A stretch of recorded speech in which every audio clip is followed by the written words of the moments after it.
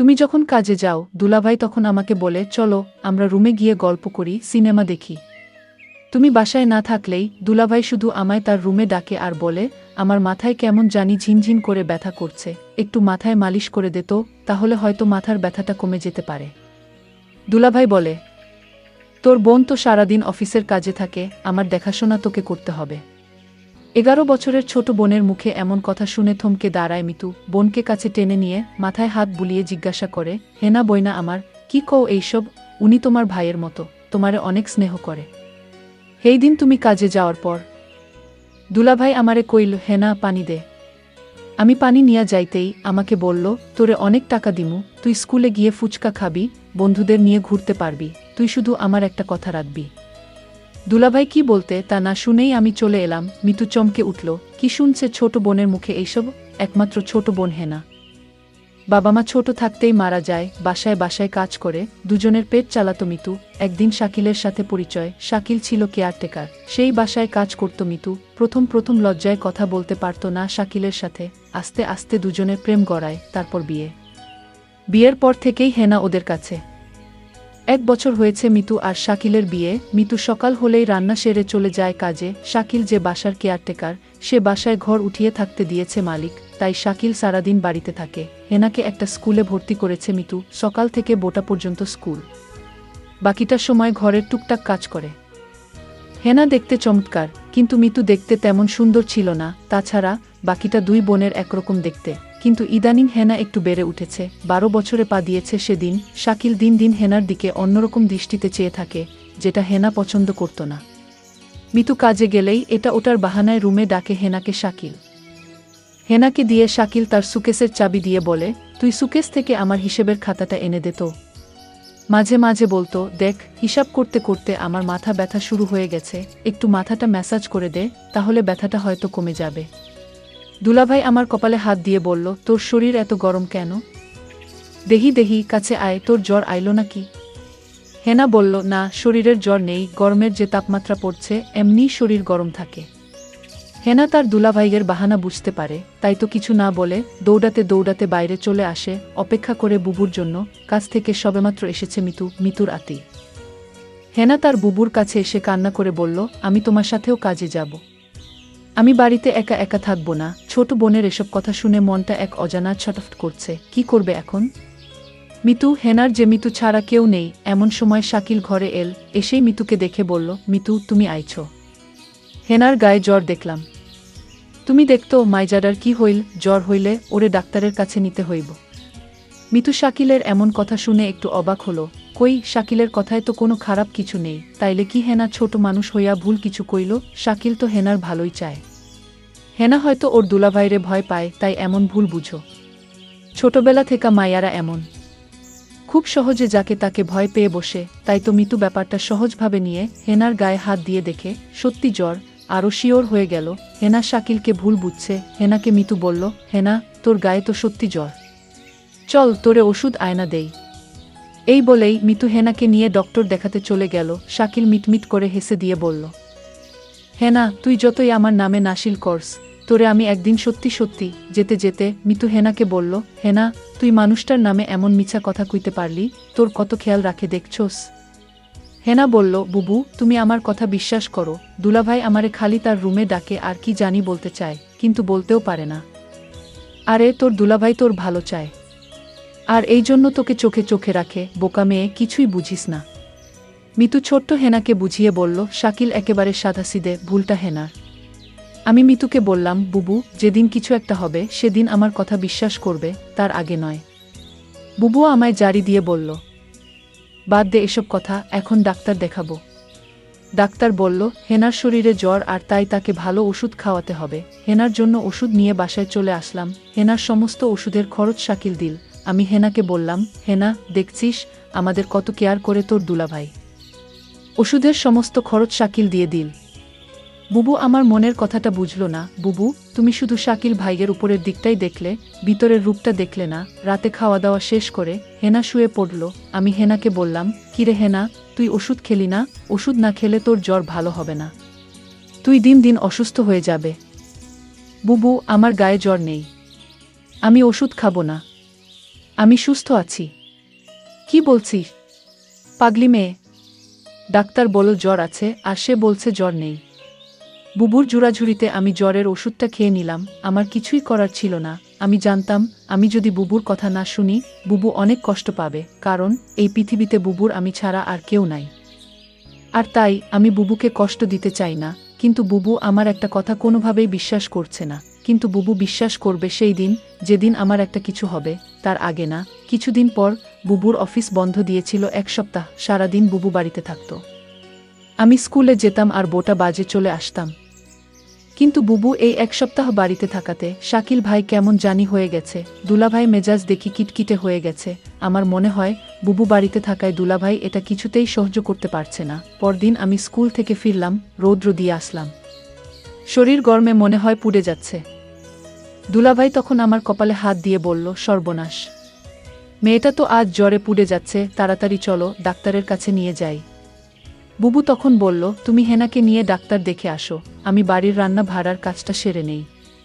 হেনা তখন আমায় বলল, বুবু, আমার জ্বর হয়নি, আমি ডাক্তারের কাছে যাব না। বুবু, তুমি কেন বুঝ না আমার কথা? দুলাভাই শুধু অহেতুক ডাক্তারের কাছে আমায় নিয়ে যায়। আমার শরীরে জ্বর নেই বুবু, আমি ডাক্তারের কাছে যাব না। দুলাভাই বলল, আচ্ছা, তুমি যখন যেতে চাচ্ছ না, তাহলে আমি গিয়ে ওষুধ নিয়ে আসি। বুবু বলল, দেখছিস তোর দুলাভাই কত ভালো, তোর একটু সমস্যা হলেই তোর জন্য কত কিছু করে। আজকাল এমন মানুষ পাওয়া বড়ই কঠিন। হেনা, বুবু, তুমি দুলাভাইকে চিনতে পারোনি। তুমি মানুষটার সাথে সংসার করছো, অথচ তার মন মানসিকতা সম্পর্কে তোমার ধারণা নেই। বুবু, বুবু, দুলাভাই তোমার সামনে আমার সাথে ভালো আচরণ করে। চুপ কর, তোর 2 ভাইয়ের নামে কোনো বদনাম করবি না। আমি বুবুর কথা শুনে অবাক হলাম আর মনে মনে বললাম, বুঝবে বুবু, বুঝবে। সময় হারিয়ে সবই বুঝবে। আমার কথার কোনো মূল্য তুমি আজ দিচ্ছ না। পরদিন বুবু হঠাৎ অসুস্থ হয়ে পড়ে, বিছানা থেকে উঠতে পারছে না। শরীরের একটু শক্তি নেই। বুবুর শরীরে প্রচণ্ড জ্বর চলে আসছে। দুলাভাই বুবুর অসুস্থতা দেখেও বলছে, আমার আজ একটা জরুরি কাজ আছে বাহিরে, আমার আসতে একটু লেট হবে। দুলাভাইকে বললাম, বুবুর গায়ে তো জ্বর আসছে, বুবুকে ডাক্তারের কাছে নিয়ে যেতে হবে। দুলাভাই বলল, তুই একটু নিয়ে যা। আমি আজ যেতে পারবো না, কারণ আজ আমার জরুরি কাজ আছে। আমি বুবুকে বললাম, বুবু দেখলে আজ তুমি অসুস্থ, তাই তোমাকে ডাক্তার দেখাতে নিয়ে গেল না। আজ যদি আমি অসুস্থ হতাম, তাহলে দেখতে কত দরদ দেখাতো। বুবু আমার কথা শুনে কিছুটা আমার কথা বিশ্বাস আসলো।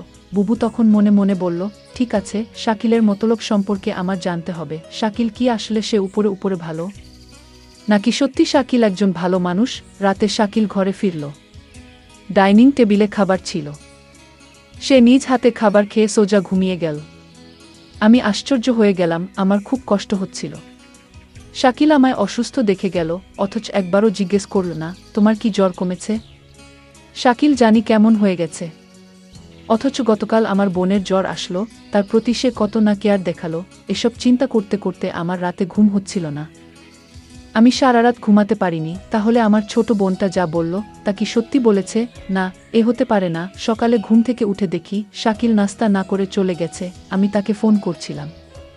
সে ফোন ধরে বলল, আমি একটা কাজে আছি, আমি তোমায় পরে কল দিচ্ছি। আমি তখন শাকিলকে বলতে চেয়েছিলাম, শাকিল, আমার 2 দিন ধরে জ্বর, আমার জন্য কিছু ওষুধ নিয়ে এসো। সেটা বলার আগেই সে ফোন কেটে দিল। আমি ভাবলাম কিছুক্ষণ পর আবার ফোন দিব। প্রায় 2 ঘন্টা পর আমি শাকিলকে ফোন করলাম। আমি বললাম, 2 দিন ধরে আমি অসুস্থ, তুমি আমার খোঁজ রাখনি কেন? শাকিল বলল, আরে আমি এই 2 দিন একটু বিজি ছিলাম, তাই কোনো খোঁজ রাখতে পারিনি। তারপর আমি বললাম, যদি পারো তাহলে আমার জন্য কিছু ওষুধ নিয়ে এসো। ঠিক আছে, ঠিক আছে, আমি নিয়ে আসব। এখন ফোন রাখো। আমার মনে হলো আমি তাকে ফোন দিয়ে বিরক্ত করেছি। একদিন রাতে শাকিল ঘুমাচ্ছিল। হঠাৎ মধ্যে রাতে দেখি শাকিলের রুমে নাই। আমি রুমের চারদিক ভালো করে খুঁজতে লাগলাম, কোথাও শাকিলকে দেখতে পাইলাম না। তারপর দরজা খুলে রুম থেকে বের হয়ে দেখলাম হেনার দরজার কাছে গিয়ে হেনাকে ডাকছে। আমি বললাম, শাকিল, তুমি হেনাকে ডাকছো কেন? শাকিল আমাকে দেখে চমকে গেল। শাকিল বলল, আর বলো না, হেনার ঘরে আমার ল্যাপটপটা রাখা ছিল, তাই হেনাকে ডাকছি। কারণ ল্যাপে অনেক হিসাব পড়ে রয়েছে, তা আজ রাতে শেষ করে অফিসে জমা দিতে হবে। শাকিল, তুমি আমার সাথে মিথ্যা বলো না। আমি জানি তুমি জব করো না, আর তাহলে তোমার অফিসে কিসের কাজ? মিতু, তুমি আমার মুখের উপর তর্ক করো না। আমি যা বলছি তাই সত্যি। আমি নতুন একটা অফিসে জব নিয়েছি। আমি তার সাথে আর কথা বাড়ালাম না। শাকিলের প্রতি আমার সন্দেহের মাত্রাটা বেড়ে চল। এখন শাকিলকে আমার তেমন বিশ্বাস হয় না। কখন কি করে বসে তার কোনো ঠিক নেই। আমি শাকিলকে বললাম, যেহেতু তুমি একটা চাকরি পেয়েছ, তাহলে আমার আর কাজের দরকার কি? আমি না হয় বাসায় থাকলাম, তুমি চাকরি করো। শাকিল তখন আমায় ধমকে সুরে বলল, তোমার যে বোন রয়েছে তার লেখাপড়ার খরচ কি আমি দিব? তুমি তোমার কাজ করো, আমি আমার কাজ করি। শাকিলের কথা শুনে বুঝতে পারলাম তার আসল চেহারাটা বের হয়ে আসছে ধীরে ধীরে। আমি বললাম, ঠিক আছে শাকিল, তোমার কোনো চাকরি করতে হবে না, আমি তো আছি। দেখলাম শাকিল অনেক খুশি হয়ে গেল। পরদিন আমি কাজে চলে গেলাম। বাড়িতে হেনা আর শাকিল। আমার এই দিন কাজে কিছুতেই মন বসছিল না। কারণ আমার খুব চিন্তা হচ্ছিল আমার বোনটাকে নিয়ে। আমি যেখানে কাজ করতাম সেই মালিককে বললাম, আজ আমায় একটু আগে ছুটি দিয়ে দেন, আমার বাসায় একটু সমস্যা। মালিক বলল, ঠিক আছে, আজ তোমাকে আগে ছুটি দিয়ে দিব। কোনোরকম অফিসের সময়টা গেল। আমার ডিউটি হচ্ছে সকাল 8টা থেকে রাত 8টা।